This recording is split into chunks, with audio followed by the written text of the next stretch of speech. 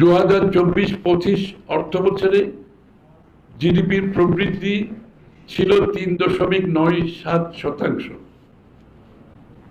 সেটা এবারের বাজেটে ধরা হয়েছে 5.6%, যা পূর্বের সরকারের মতোই অবাস্তব ও কাগজের প্রবৃদ্ধি।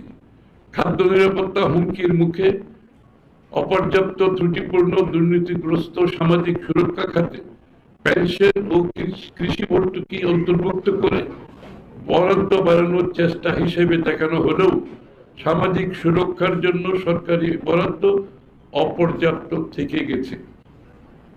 আজ অবধি সামাজিক নিরাপত্তা বেষ্টনী কর্মসূচিগুলো অধিকার ভিত্তিক হলো না। অর্থাৎ সামাজিক নিরাপত্তা বেষ্টনীটা একটা অধিকার হিসেবে প্রতিষ্ঠিত হওয়ার কথা ছিল, এবং সেটা আগামী দিনে আমাদেরকে করতে হবে। সেটা শিক্ষা, স্বাস্থ্য, কৃষির মতো গুরুত্বপূর্ণ খাতে বরাদ্দ কমানো উদ্বেগজনক। কৃষিতে দেওয়া হয়েছে বাজেটের মাত্র 5.9%, স্বাস্থ্যে 5.3% এবং শিক্ষায় 14%।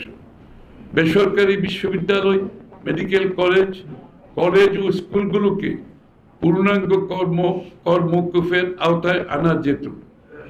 আপনার শিক্ষাক্ষেত্রে কর প্রয়োগ করার কোনো যুক্তি নেই। এটা শিক্ষাকে পিছিয়ে দেয় এবং আমাদের সাধারণ মানুষের আমাদের যে উন্নয়নের কথা বলছি আমরা, ডেমোগ্রাফিক ডিভিডেন্ড, সেটাকে ক্ষতিগ্রস্ত করে। এতে তরুণ সমাজের শিক্ষা আকাঙ্ক্ষা পূরণ হতো। সামাজিক সমতা ও মেধাভিত্তিক সমাজ আমাদের সময় ইনশাআল্লাহ শিক্ষার এই সকল ক্ষেত্রকে পূর্ণাঙ্গ কর মওকুফের আওতায় আনা হবে।